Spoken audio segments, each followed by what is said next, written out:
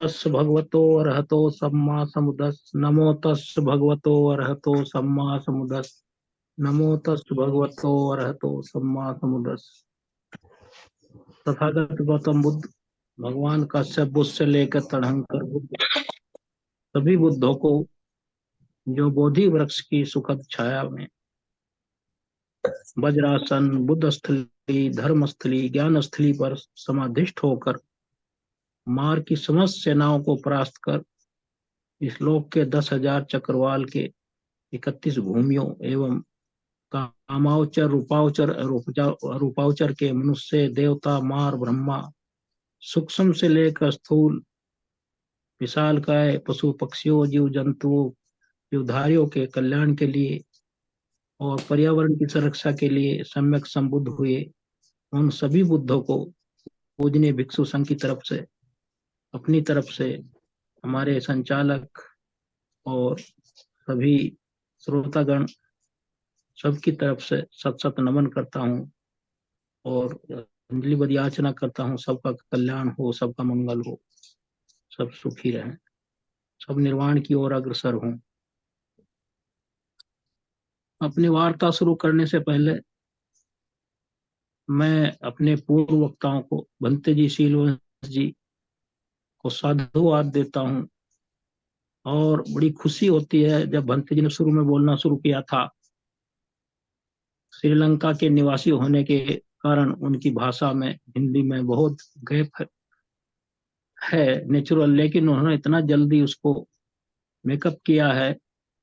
अब उनकी भाषा बड़ी एक हिंदी की भाषा साफ सुथरी और उसमें ऐसे ऐसे शब्दों का वो प्रयोग करते हैं, उसमें प्रवाह के साथ बोलते हैं।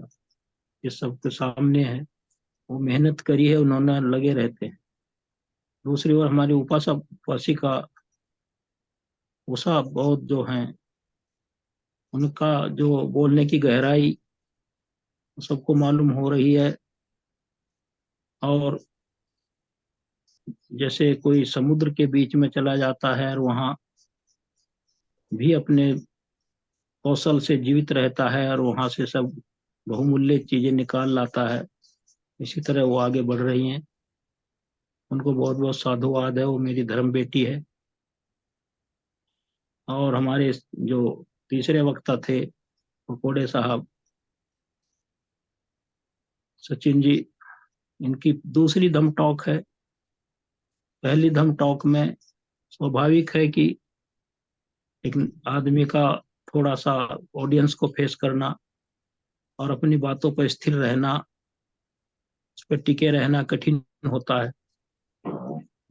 तो उसके अब उनकी धम टॉक, दूसरी धम टॉक जो आज उन्होंने डिलीवर करी विपස්සना जैसे विषय पर, और जिन थोड़े समय में जिन उन्होंने जिन शब्दों का प्रयोग किया और जिस तरह का उनका विश्लेषण किया, वो सबने आपने सुना।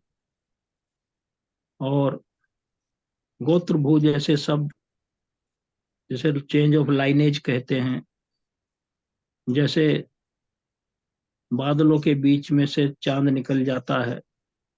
हम लोग बादलों के बीच घुरे हैं अविद्या से, और जब वो बादल हट जाते हैं तो चांद साफ दिखाई देता है, निर्वाण होता है। तो चेंज ऑफ लाइनेज कहते हैं गोत्र भू।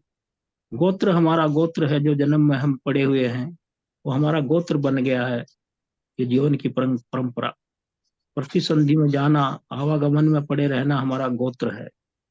और जब हम इससे निकल जाते हैं तो गोत्र भू तो निर्वाण की तरफ चले जाते हैं। उनको बहुत बहुत साधुवाद है और मेरी उनसे रिक्वेस्ट है कि इस तरह अपना मेहनत करते रहें। और रियलाइजेशन का पता चल जाता है कि किताबी ज्ञान है या मतलब यह है वो उसे बड़े दिल से पढ़ रहा है, मनोयोग से पढ़ रहा है। तो इसलिए उनको भी बहुत बहुत साधुवाद है। ये एक ऐसा मंच है जो हमारे भंते शिवली जी ने सबको दिया है। हमारे महापात्रा जी इसको चला रहे हैं, प्रहलाद जी संचालन कर रहे हैं। तो ये ऐसा मंच नहीं मिलेगा कहीं भी विश्व में, क्योंकि यहाँ सब बातें सिर्फ भगवान बुद्ध के धर्म की होती है, ना किसी धर्म की आलोचना करने का यहाँ कोई अवसर है, ना होने देते हैं हम लोग। उससे कोई लाभ नहीं है, कोई फायदा नहीं है। यहाँ सिर्फ भगवान के त्रिपिटक पर चर्चा होती है, जितना हम सब लोग जानते हैं उसको हमें यहाँ कहते हैं हम लोग। तो सभी को साधुवाद है, धन्यवाद है। और धीरे धीरे हमारी जो धम्म परिषद है वो इतनी मेच्योरिटी की तरफ बढ़ गई है कि अब इसमें वक्ताओं को गहराई से बोलने का अच्छा मौका मिल रहा है और उनको अच्छा भी लग रहा है। सबको पुनः साधुवाद। सम्यक संकल्प में दूसरा जो इसका भाग है वो है, जो हम इसका पहले था नेखम्मे, दूसरा है अव्यापाद। अव्यापाद एक, ये पाली के शब्द ऐसे हैं, इनकी कोई जो हिंदी रेंडरिंग और अंग्रेजी रेंडरिंग जो है वो समझ में कम आती है, क्योंकि भगवान बुद्ध ने जो शब्दों का चयन किया है वो ऐसे बहुआयामी और बहुअर्थी शब्द हैं। उनका दूसरा पर्यायवाची मिलना बहुत ही मुश्किल है। इसलिए अपने हिसाब से पश्चिमी दार्शनिकों ने और भारतवर्ष के भी लोगों ने जो अनुवाद किए हैं वो उसको संकेत तो करते हैं, लेकिन पूरा खरा नहीं उतरते उसका ज्यों का त्यों उसके उस पर। अव्यापाद कहा है, और जहाँ मतलब यह है अव्यापाद, जहाँ नॉन हार्मिंग, किसी को नुकसान ना हो, यह अव्यापाद है। और इसको फिर भगवान बुद्ध का जो इसे कहने का अर्थ है उसका सीधा सीधा मतलब है, हार्मलेसनेस कब होगी? जब जहाँ मैत्री होगी, वही तो होगी। जहाँ मैत्री होगी वहां ही एक दूसरे का संरक्षा करेंगे, एक दूसरे को सपोर्ट करेंगे, दूसरे के प्रति मैत्री भाव होगा। तो इसे मैत्री भाव ही है इसका मतलब, अव्यापाद का। इसको मैत्री से मतलब है इसका।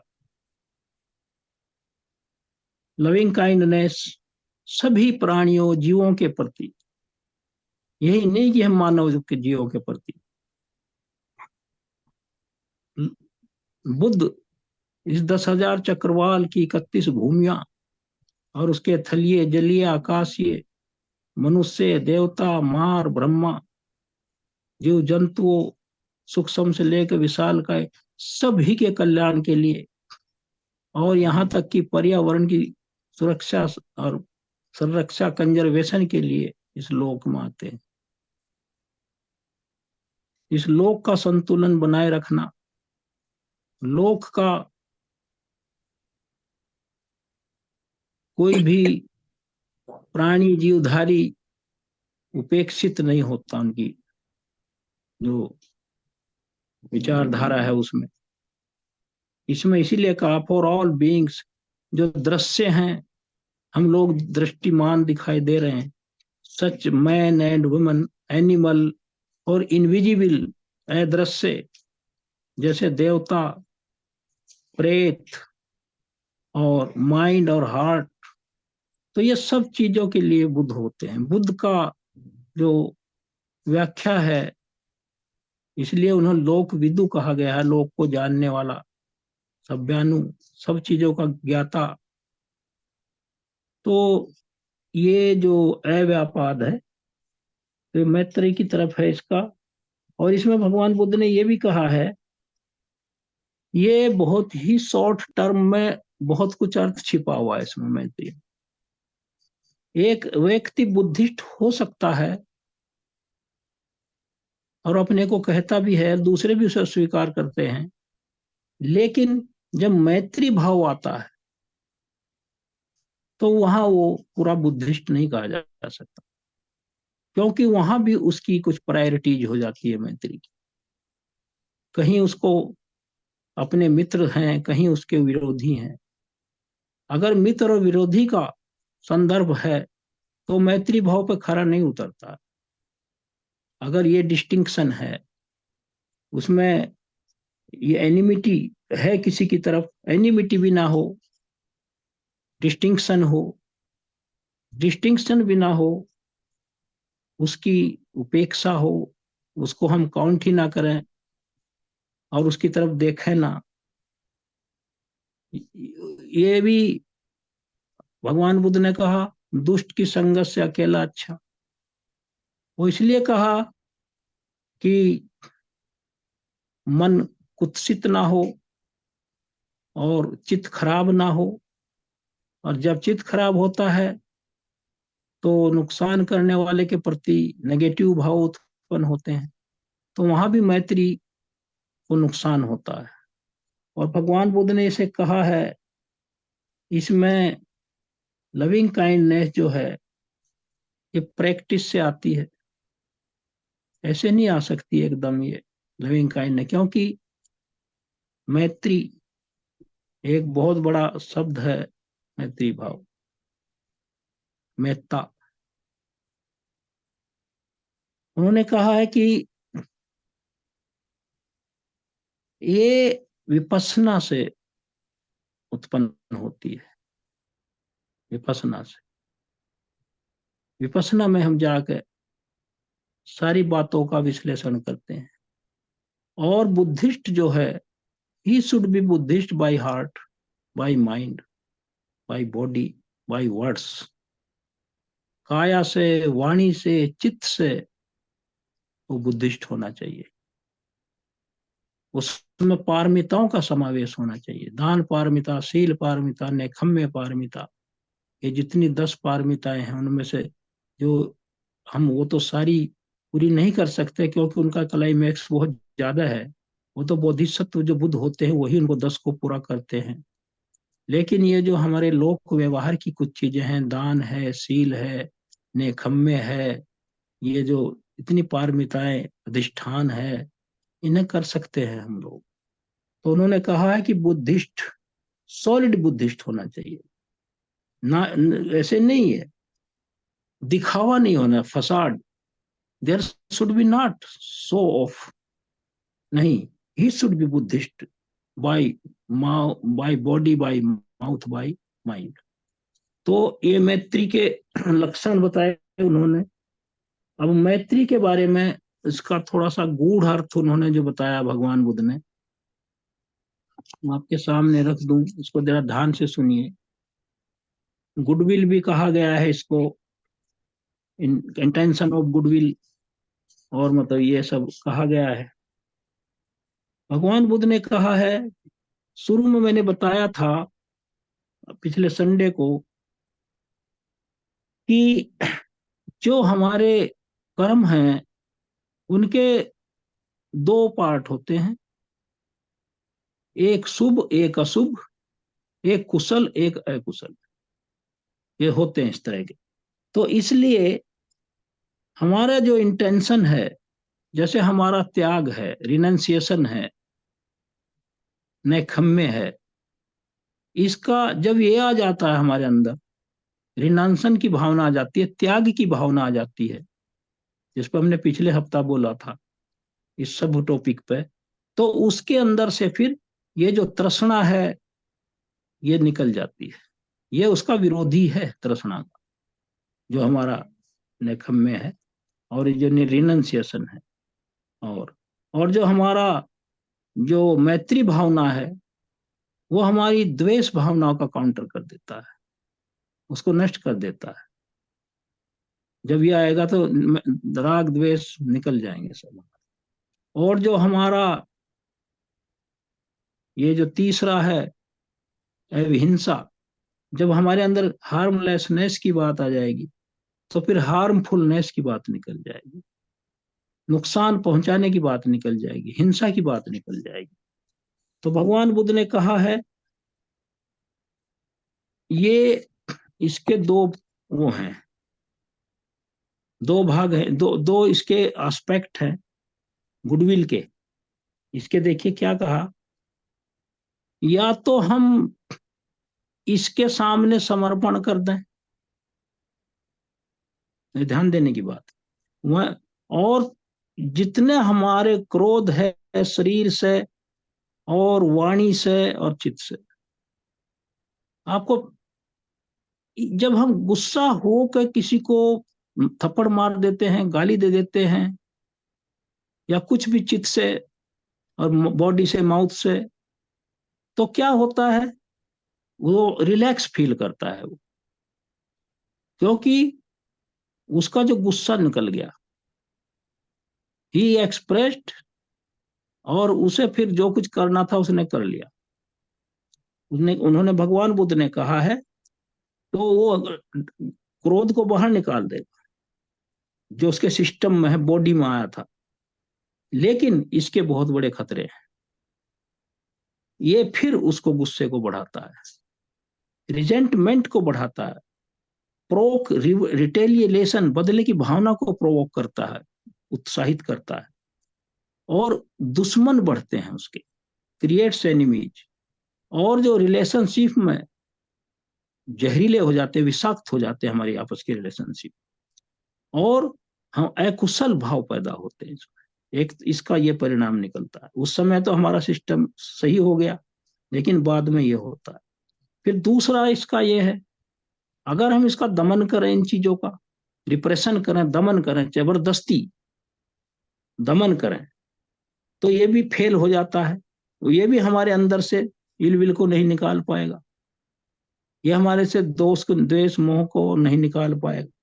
इसका क्या कारण होगा, क्योंकि हम उतने मेच्योर नहीं हैं, हमारे अंदर एनलाइटनमेंट नहीं है, हमारे अंदर वो बातें हमारे सिस्टम ने अडॉप्ट नहीं करी अब तक।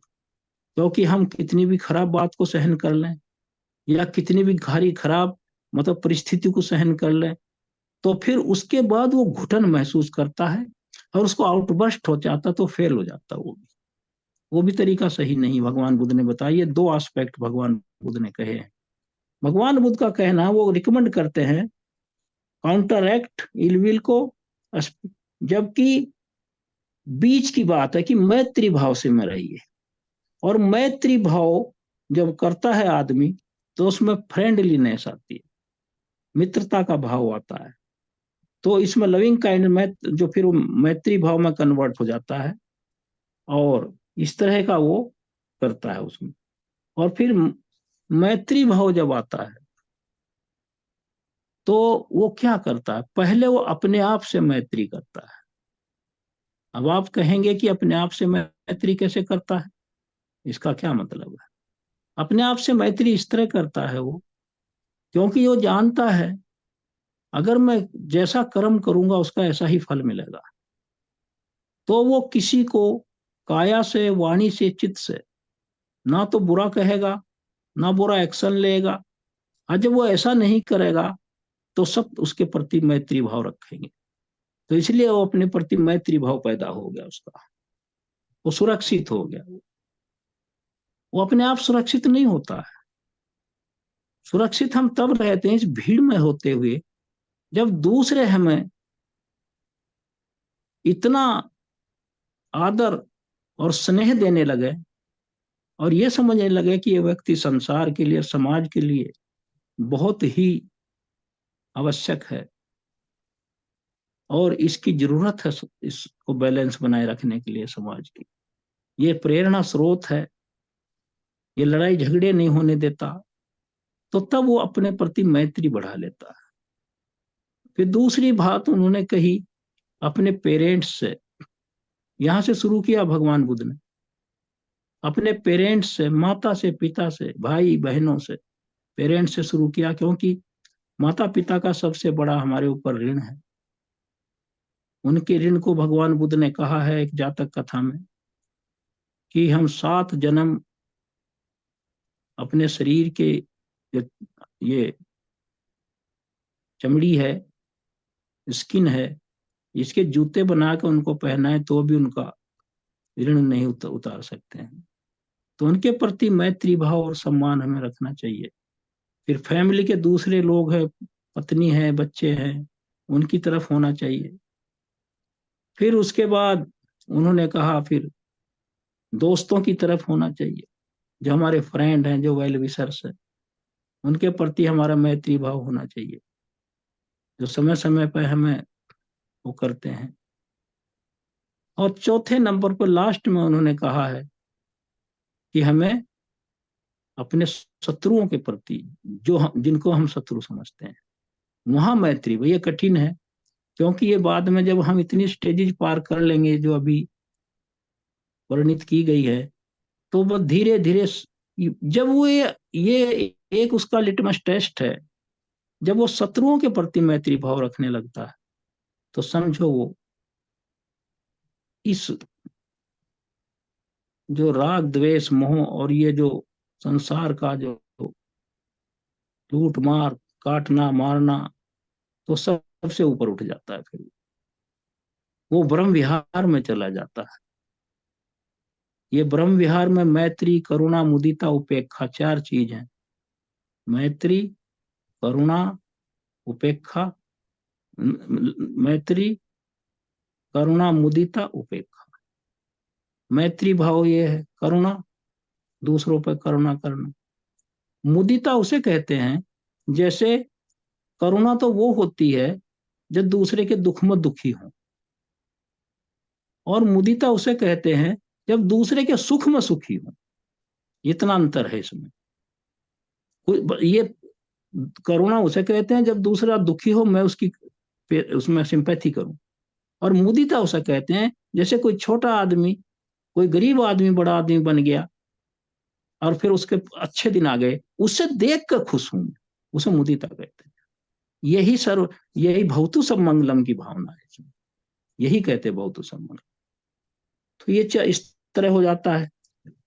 तो ये मैत्री का जो है ये एस्पेक्ट है, बहुत है ये तो अनगिनत है। मैत्री भाव भगवान बुद्ध का आप सब जानते हैं। अब इसको समराइज किया भगवान बुद्ध ने। मैत्री किसे कहते हैं? विदाउट डिजायर टू पजस, किसी चीज पर कब्जा अधिकार जमाने की इच्छा के बिना मैत्री, ये जानते हुए कि इस अल्टीमेट रूप में, अल्टीमेट सेंस में, इस लोक में ना तो कहीं किसी का अधिकार है और ना कोई किसी का अधिकारी, क्योंकि वो सबको जाना है छोड़कर। जब ये बात आ जाएगी तो मैत्री आ जाएगा। ना यहाँ पजशन है और ना कोई पजस्सर है, ना कब्जा है और ना कोई कब्जा करने वाला, क्योंकि दोनों को जाना है। जो चीज है जिस पर कब्जा किया जा रही है वो यहीं रहेगी, और जो कब्जा करने वाला उसका मालिक है वो भी चला जाएगा। तो जब ये बात आ जाएगी तो न्यूट्रलिटी होकर फिर मैत्री भाव आ जाएगा, उसके अंदर से डिजायरलेसनेस उसके अंदर स्थापित हो जाएगी। दूसरा कहा है love without speaking and thinking of I. I, मैं हूं, जब ये नोशन, ये विचार, कैसे ये अगर देखा जाए संसार में, इस लोक में सबसे बड़ी अविद्या ये है आई, मैं हूं। सबसे बड़ा हमारा इस लोक में बने रहने का और यहां से मुक्त न होने का सबसे बाधक कोई शब्द है तो वह है मैं, आई। इसके बाद हो जाता है माई, माइन, वो बाद में उसके आता है। पहले तो मैं हूं। देखिए एक अल्फाबेट आई, इसको समझना और इससे बाहर निकलना कैसे, कितना कठिन है। मैं, जैसे नागसेन से पूछा था भंते जी मिलिंद ने, भंते आपका नाम क्या है? नागसेन ने क्या कहा, उत्तर दिया भंते नागसेन। नागसेन ये नहीं कहा मेरा नाम या मैं नागसेन हूं, ये नहीं कहा, ये कहा नागसेन के नाम से पुकारते। राजा मिलिंद ने कहा आप घुमा फिरा के जवाब दे रहे हैं और झूठ बोल रहे हैं। उन्होंने देखा कि ये तो अब स्वभाव था उसका इसी तरह उत्तेजित करना, तो फिर नागसेन ने उनको उदाहरण के माध्यम से समझाया राजा, आप मेरे पास कैसे आए? क्योंकि पहाड़ पर संवाद हो रहा था। उन्होंने कहा, वो सामने नीचे रथ खड़ा है, मैं उससे आया हूँ। और जहां तक रथ आ सका रथ से आया हूँ, और वहां से मैं पैदल आया हूँ। तो कहने लगे, रथ है वो? हाँ, वो रथ से आया हूँ। वो उसमें घोड़े जुड़े थे कि जी, क्या घोड़े रथ हैं? कि नहीं, घोड़े कैसे रथ हो सकते हैं? राजा मिलिंद उत्तर दे रहा। नागसेन भंते प्रश्न कर रहे हैं, क्या उनकी जो लगाम है वो रथ है? कि नहीं, वो कैसे रथ हो सकता है? क्या उसकी जो साफ्ट है वो रथ है? नहीं, वो रथ नहीं है। पहिए रथ हैं? पहिए रथ नहीं है। पहिए के स्पोक रथ हैं, तिल्लियां, कि वो कैसे रथ हो सकता है? पहिए का जो धुरी है वो रथ है? वो भी रथ नहीं है। पहिए का जो एक्सल है वो रथ है? वो भी रथ नहीं है। और जो पहिए को और धुरी को एक जगह रखने के एक कील लगा देते हैं जो बाहर ना निकले पहिया, जिसे लिंच पिन कहते हैं, क्या वो रथ है? कि वो भी रथ नहीं है। क्या उसके पटरे रथ हैं? कि नहीं। क्या उसकी पाखे रथ हैं, सपोर्ट देने के लिए जो खड़ी कर देते हैं? कि नहीं, वो भी रथ नहीं है। क्या उसके ऊपर छतरी कैनोपी आपने बना रखी धूप छाया से बचने के लिए, वो रथ है? वो भी रथ नहीं। तो फिर राजा मिलिंद ने डांटा कि आप झूठ बोल रहे हैं बार बार। आप कहते हैं रथ से आया, और रथ के जितने मैंने पुर्जे गिनवा दिए आप कह रहे हो रथ नहीं। तो राजा ने कहा कि इन सबको मिला के ही तो रथ हुआ। तो राजा भंते नागसेन ने कहा, तो पंच स्कंधों को नाम रूप को मिला के ही तो नागसेन कहते हैं इसको। तो ये जो आय शब्द है, ये दुख का कारण है सबसे बड़ा। ये नहीं निकलता।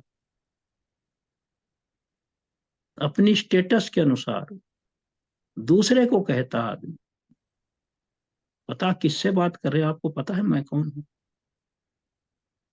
और वो ऐसा भी ना कहे, अपनी डीलिंग में उसके अंदर ये फीलिंग है,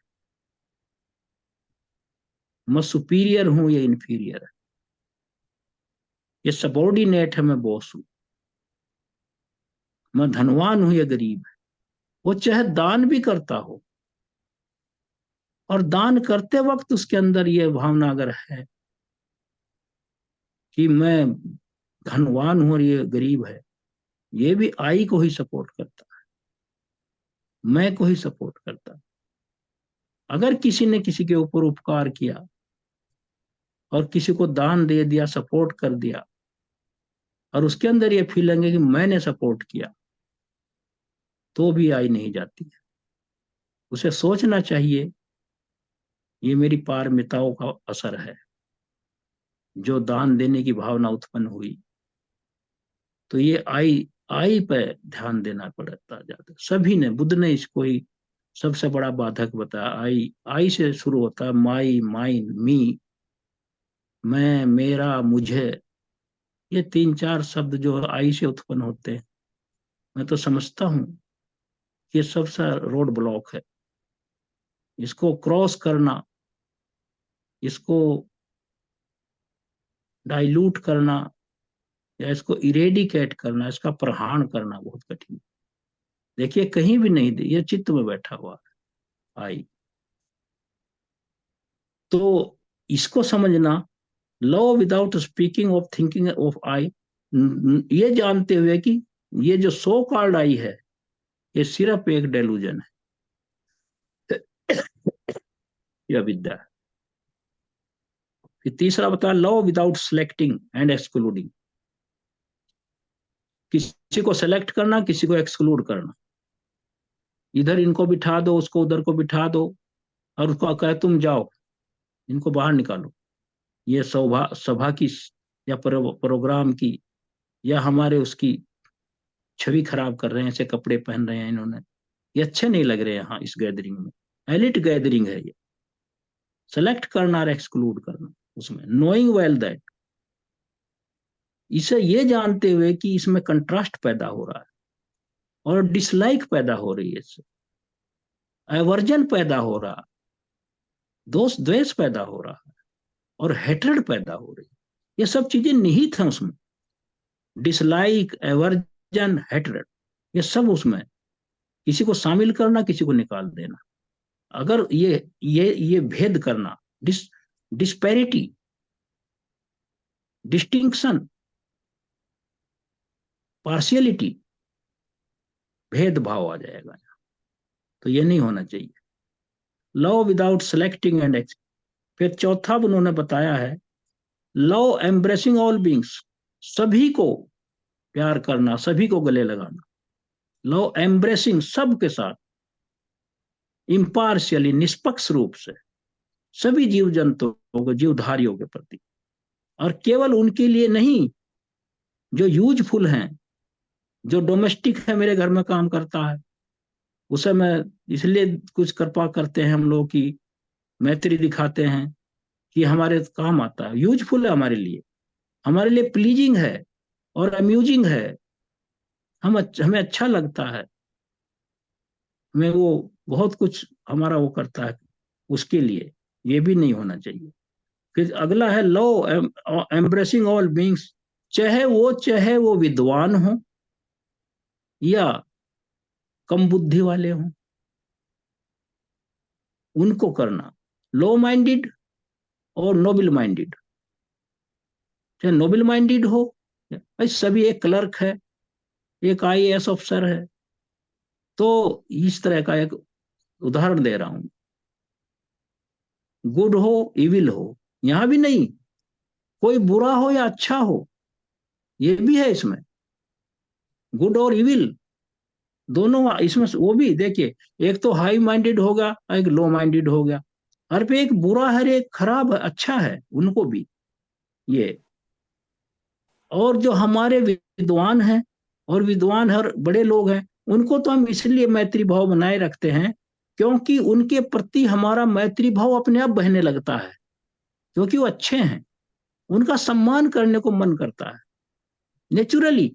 जैसे कोई सभा में आते हैं, आगे पीछे कर करके एक एक लोग आते हैं, जैसे ही कोई वहां का अध्यक्ष चुना गया उस सभा का, और जो का आयोजक है, वो मंच से उतर कर उसका गेट पर स्वागत करना चाहता है, उसका इतना मैत्री भाव प्रवाहित होता है कि उसको ये फील हो कि मेरा कितना सम्मान है, और उसको भी अच्छा लगता है उसका सम्मान। तो ये हुआ उनके प्रति, तो इसलिए होता है हमारा सम्मान।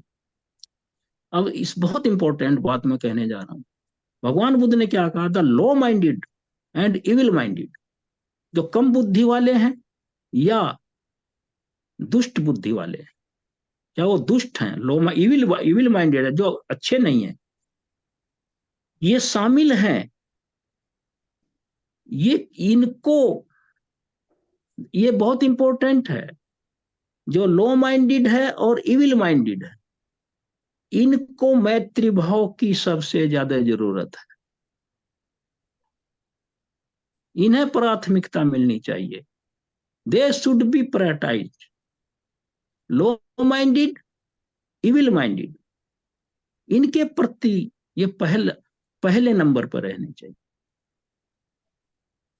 वो नहीं रहे कंपेरेटिवली टू दो, वो जो बड़े हाई माइंडेड और नोबल माइंडेड है, उनकी तुलना में भगवान बुद्ध ने कहा है वो तो सम्मान पा ही रहे हैं, इनका सम्मान पहले होना चाहिए, क्योंकि इनमें जो अच्छाई के बीज हैं वो समाप्त हो चुके हैं, क्योंकि इन्हें माहौल नहीं मिला, इन्हें कोई गुरु नहीं मिला, इन्हें कोई मार्गदर्शी नहीं मिला, इन्हें कोई स्नेह करने वाला नहीं मिला, तो इसीलिए वे क्रूर हत्यारे हो जाते हैं, क्योंकि उन्हें कोई फॉन्डल करने वाला नहीं हो, उन्हें दुलारने वाला कोई नहीं है, उन्हें पुचकारने वाला कोई नहीं है। इसलिए उनके दिल में उन्हें पता ही नहीं है कि मैत्री और करुणा क्या होती है, क्योंकि उन्होंने जो हमारे जिनको हम आउटला कहते हैं, और जो कहते हैं वो बाहर जंगलों में रहते हैं, लोगों को मार देते हैं और मार रहे हैं दिन प्रतिदिन, वो क्यों ऐसा करते हैं? वो समाज से एलिनेटेड हैं, कटे हुए हैं, समाज ने उनको कुछ नहीं दिया है, ना करुणा दी है, ना मैत्री दी है, ना हक दिया है उनको, तो इसलिए उनके अंदर इतनी क्रूरता है। अगर मैत्री भाव कहीं होता तो फिर हथियार क्यों डाल देता है डाकू? जब उसके प्रति सिस्टम, हमारा गवर्नेंस उसको ये गारंटी देता है, आप हथियार डालिए, आपका नुकसान नहीं होगा, जब उसको ये गारंटी मिलेगी, और वो गारंटी कैसे मिलती है, उसमें मैत्री तो शामिल होती है, करुणा ही तो शामिल होती है, तो वो हथियार डाल देता है, वो विश्वास करके वो अपने को इंडेंजर करता है। उसे रहता है कि मुझे धोखा देकर मार ना दे, लेकिन मैत्री में इतना प्रभाव है कि उसको अच्छी लगती है वो, और वो हथियार डाल देता है। तो ये चीज है, उन्हें सबसे ज्यादा जरूरत है, और क्योंकि उनके अंदर वो मर चुका है, वो जो बीज है मैत्री का, और उसकी जो आंच है, उसकी तपिश है, उसकी जो गर्मी है, उसके अंदर है ही नहीं। जो भाव पैदा करती है वो है नहीं, वो खत्म हो चुकी है, उसकी ग्रोथ ही नहीं हुई वहां। तो ये है, वो पेरिस हो चुकी है, खत्म हो चुकी है उसकी चित्त से, और वो लवलेस कोल्ड वर्ल्ड में रहता है, हमेशा लवलेस है, वो कोल्ड है जहां वो रहता है। अब इसके उदाहरण ज्यादा उसके डिटेल नहीं दूंगा, इसीलिए भगवान बुद्ध ने, अगर भगवान बुद्ध ना होते इस लोक में, तो मैं एक प्रश्न उठता है, क्या कोई अंगुली माल को भिक्षु बना सकता था, अरहत बना सकता था? अगर बुद्ध नहीं होते, क्या कोई अम्रपाली को अरहत बना सकता था, उसको सामाजिक मुख्य धारा में ला सकता था? क्योंकि समाज ने तो उनको बनाया ही था, वो कैसे उनको ला सकते थे वापस? अंगुलीमाल भी समाज की देन है, उनके अध्यापक की देन है। अंगुलीमाल की आधी कहानी लिखी गई है कुछ लोगों को बचाने के लिए। अंगुलीमाल तो अहिंसक था, वो जो अंगुली की माला बना रहा था, तो उसके टीचर ने अपनी गुरु दक्षिणा में मांगी थी कि 1,000 लोगों की उंगली काट के मेरी माला दो, वो मेरी गुरु दक्षिणा है। वो तो एक मेधावी छात्र था तक्षशिला का, एक मंत्री का बेटा था, कौशल नरेश के यहाँ मंत्रिमंडल। तो समाज ने तो उसके गुरु ने बना दिया। गुरु रास्ता दिखाता है, अंधकार से प्रकाश की तरफ ले जाने वाला। यहाँ तो गुरु ने चेले को अंगुली माल बना दिया। बुद्ध ना होते अंगुली माल नरक में ना सड़ता, 999 लोग मारे, और फिर अम्रपाली जिसको वैसा बना दिया, नगर वधु बना दिया अपनी वासनाओं की पूर्ति के लिए। बुद्ध ना होते निकालता कोई उसको गंदी नाली से। फिर दूसरा आलवक है, जो राक्षस बन गया, आदमी को खा जाता था, उसको भगवान बुद्ध ना होते कौन बचाता? उसके बाद सुनीत स्कैवेंजर, भंगी, अगर वो ना होते बुद्ध, तो कौन उसको अरहत बनाता? उसके बाद मतंग, जिसको चांडाल कहते थे, अगर बुद्ध ना होते क्या चांडाल अरहत होता, जन्म मरण से मुक्त होता? फिर किसा गौतमी है, जिसका एक ही बच्चा था, पागल हो रही थी, अगर बुद्ध ना होते तो क्या वो अरहत होती? वो मर जाती, नरक में पैदा होती। और फिर पटाचारा है, जिसका सारा परिवार मर गया था, पागल हो गई थी, कपड़े फाड़ कर नंगी घूम रही थी, उसको लोग पत्थर मार रहे थे। बुद्ध ना होते तो क्या पटाचारा रथ होती?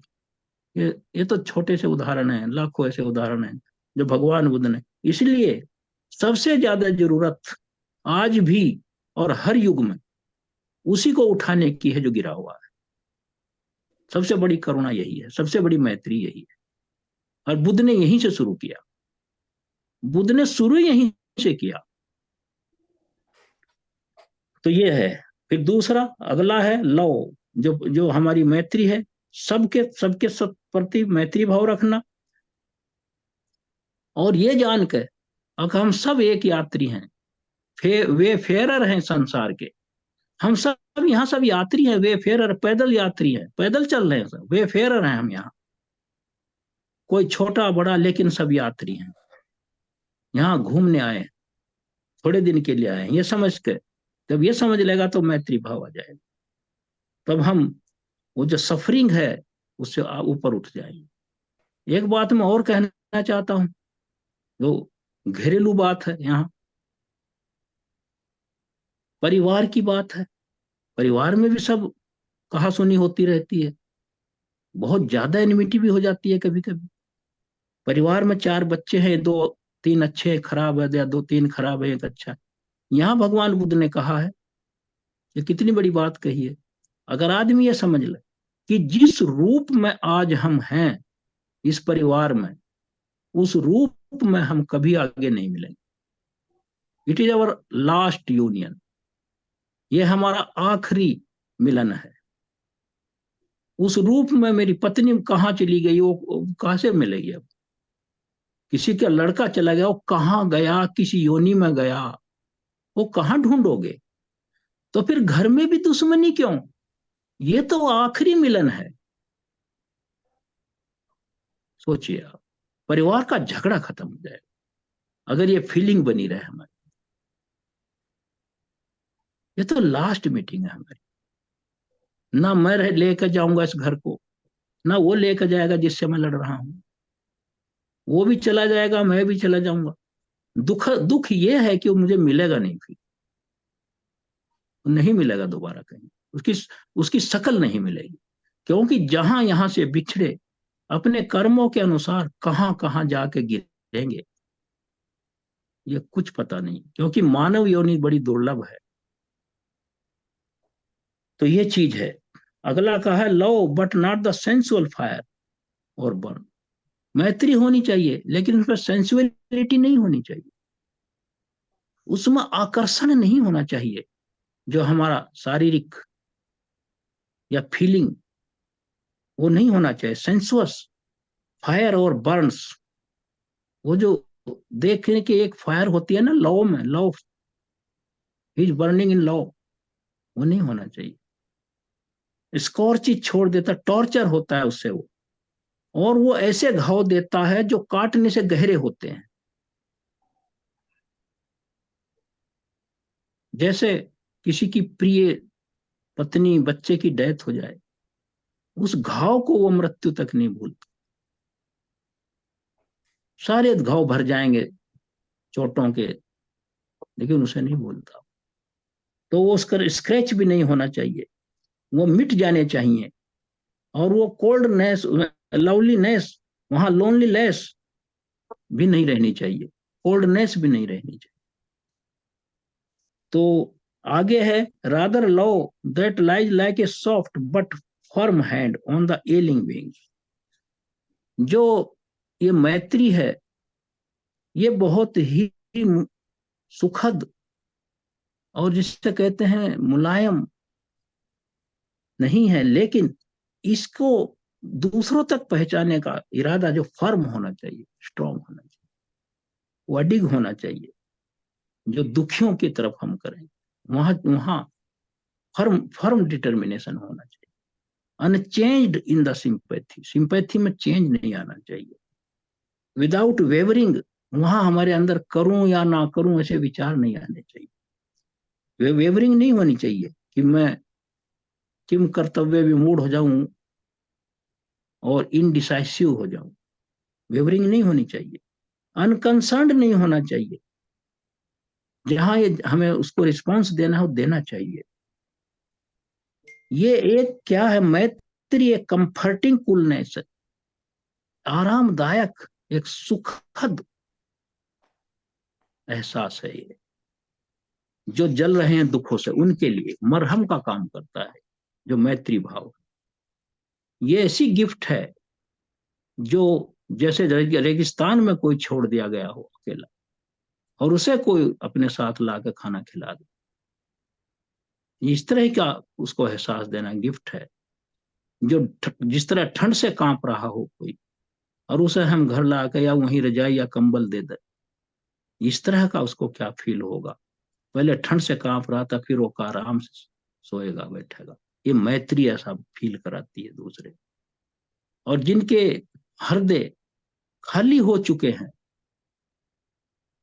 हताश निराश हो चुके हैं, वो क्या हार्ट्स है बिकम एम्प्टी एंड ड्राई। और जो बाय रिपीटेड कॉल और हेल्प, हेल्प मांगते मांगते उनका गला सूख गया है, उनकी शारीरिक शक्ति क्षीण हो गई है, और वो निराशा में डूब चुके हैं, वहां मैत्री भाव होगा तो उसका रिवाइवल होगा, उसको बच जाएगा वो। तो कितनी बड़ी ये इसकी मैत्री भाव है ये। और ये लव दैट इज सब्लिम नोबिलिटी, ये इतनी ऊंची पराकाष्ठा की योग्यता है जो अपने हमारे हार्ट की और बुद्धि की, चित्त की, जो समझता है इसको वही एकदम हेल्प के लिए तैयार हो जाता है। ये मैत्री है। लव दैट इज स्ट्रेंथ, ये मैत्री में इतनी पावर है, ताकत है, जो दूसरों को ताकत देती है। ये इतनी ताकत है, ये ताकत विहीन को, शक्ति विहीन को शक्ति देती है। एक आदमी पड़ा है, दुखी है, और फिर उसने हेल्प मांगनी भी बंद कर दी, वो निराश हो चुका है, उसके घर का बुरा हाल है। अगर उसको हम ये मैत्री रूपी शक्ति देंगे तो उसमें शक्ति आ जाएगी, अब मेरा भी कोई है। हाईएस्ट लव है ये, बहुत हाईएस्ट मैत्री भाव है। और इसी मैत्री को भगवान बुद्ध ने क्या कहा है, लिबरेशन ऑफ हार्ट। हमारा चित्त जो है मुक्त हो चुका है, राग द्वेष मोह जो हमारे संसार के वो है, इसलिए इसको लिबरेशन ऑफ हार्ट कहा है। चित्त चेतो विमुक्त, लिबरेशन ऑफ हार्ट, चेतो विमुक्त निर्वाण का नाम। जब चित्त विमुक्त हो गया सांसारिक विकारों से तो इसकी प्रतिसंधि नहीं होगी, ये न्यूट्रल हो गया, इसका फोर्स एंड एनर्जी समाप्त हो गई, तो लिबरेशन ऑफ हार्ट हो गया मैत्री भाव से। ये इतना जबरदस्त है ये मैत्री भाव, और ये मैनिफेस्टेशन है सबसे बड़ा। प्रत्यक्ष दिखाई देने लगता है कि आदमी कितना दान कर रहा है, कितना करुणा है, जिधर निकलता है उसके लोग पैर छूते हैं, उससे मिलना चाहते हैं, उसके दर्शन करना चाहते हैं। To show to the world the path leading to the end of suffering, ये ऐसा रास्ता है जो दुखों का अंत कर देता है। क्योंकि अगर मैत्री होगी तो सारे झगड़े खत्म, राग द्वेष मोह सब खत्म, वहां गोत्र भू पैदा हो जाएगा, चेंज ऑफ लाइनेज। फिर मैं लोक में रहते भी लोक में नहीं होऊंगा, लोकोत्तर हो जाऊंगा। व्यक्ति लोक में रहेगा लेकिन वो इस लोक से संबंधित नहीं है, वो विच्छेद हो गया यहाँ के राग द्वेष मोह से। वो सिर्फ अपना आयु काल पूरा कर रहा है। जैसे भंते सारी पुत्र से पूछा, क्या भंते आपको मृत्यु के बारे में आपका क्या विचार है? उन्होंने कहा, जैसे कोई मजदूर सारा दिन शारीरिक श्रम करके शाम को अपनी मजदूरी की कीमत, दिहाड़ी, रेमुनरेशन की प्रतीक्षा करता है, इसी तरह मैं उस क्षण की प्रतीक्षा कर रहा हूं। तो मैत्री भाव वहां ले जाता है, सारे दुखों का खत्म कर देता, जो हम कुचले जा रहे हैं दुखों से, हम भेदे जा रहे हैं दुखों से। हम कहने को 5 स्टार बिल्डिंग में रहते हैं, सब सुख सुविधाएं हैं, लेकिन जो दुख के तीर मुझे भेदते हैं, रात को अकेले में आरामदायक बिस्तर पर चारों तरफ से सुरक्षित, लेकिन जो वेदनाएं, दुखद वेदनाएं जब पियर्स करती हैं, चुभती हैं, तो उसे नींद नहीं आती।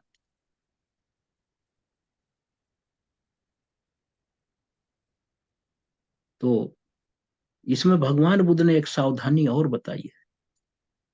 मैत्री भाव की जब हम शुरुआत करें, वो स्त्री से ना करें, वो किसी स्त्री से ना करें, क्योंकि इस लोक में उन्होंने कहा कोई 100 में, हजारों में एक ही हो सकता है कि उनकी मैत्री भाव दिखाते समय वो संयम बनाए रखे, सेंसुअल कंट्रोल रहे।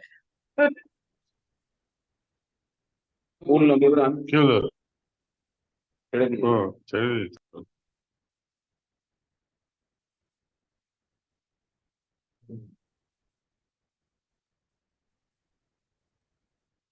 ये चीज है।